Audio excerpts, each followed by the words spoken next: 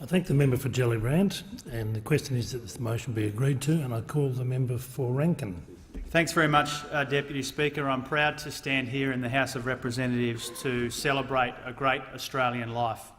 I was also proud to mark Gough's passing with my colleagues last Tuesday as we walked our way down to pay tribute at Old Parliament House on the steps where Gough made such a famous declaration and where he did his work in the old House of Representatives just down the hill. I'm also particularly honoured, Deputy Speaker, to be joined in the chamber today by two great branch members from the Rankin electorate, Jeanette and Kevin Condren, who've joined us up here in the gallery. They are branch members of long standing. They're part of the mighty Logan North branch, one of the greatest branches of the Labor Party anywhere in the country, if I may say so, but also they lived in Gough's electorate of Werriwa. They lived in Green Valley.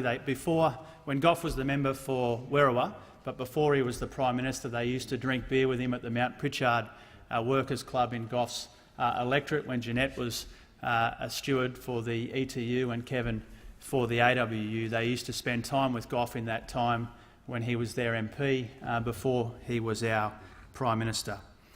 Gough Whitlam was a leader, of course, but he was more than that. We've had many leaders in Australia and some of them have been great, but we've only ever had one Gough, and we only ever will. I like to think of him as a sculptor, his leadership an act of vision and creation, a sculptor who imagined a perfect outcome and pushed and prodded and polished and scraped and sanded to make it a reality.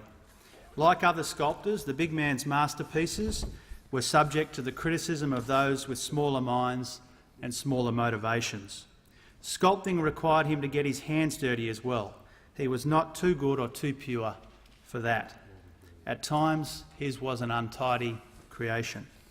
He built not a statue, but a nation, Australia as we know it, more modern and more confident than the one it replaced, more assertive and yet at the same time more generous.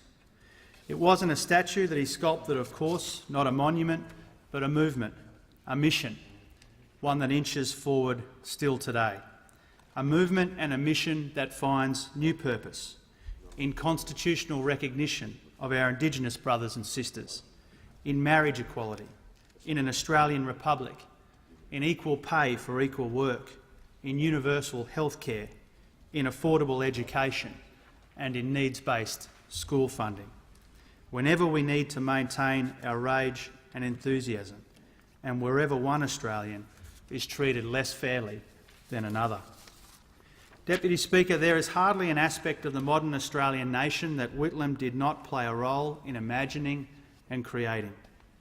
For everyone whose life he changed, for all of us called to politics and public service, and for the change makers in so many other fields of endeavour, his mighty and distinctive voice will echo through the ages, just like the melodic and distinctive voice of Paul Kelly will.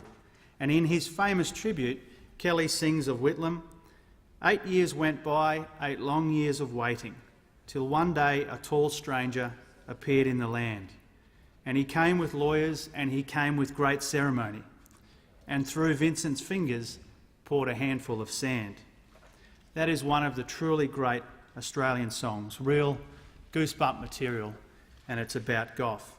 And I was thinking of it on Saturday as I took part in the Walk Together event, which finished on Carmody Street in Woodridge in my electorate. You see, Kev Carmody was Paul Kelly's collaborator in the writing of that song, From Little Things, Big Things Grow. They wrote it together, two great Australian poets, one white, one black, and later they performed it together as well. And I stood there in the middle of that proud parade of multicultural Australia on Carmody Street, thinking of the nation Gough found and the one that he left. The nation I was born into the same year he retired from the House of Representatives. I didn't properly meet him beyond a handshake or two at campaign launches and national Labor conferences, but he taught my generation and the generations that follow something very important, that you can love your country and still desperately want to change it. In fact, he taught us that changing your country is the ultimate act of patriotism, when that change is well considered and well motivated. He also taught us that politics can be entertaining, but it should never be trivial. We've heard some really funny stories about Gough in this condolence motion, but most of all we've heard of his achievements, free of trivia, free of pettiness, free of day-to-day polls and political commentary. And in recognising Gough Whitlam's extraordinary and selfless life, we recognise he could have instead lived a life of anonymous and comfortable privilege. Nobody forced him to join the Air Force to serve, but he did. Nobody forced him to dedicate his life to others, but he did. Because when he surveyed the Australia of mid-century, when he grasped the Menzian torpor as Keating described it, he knew what needed to be done. He sculpted a new nation.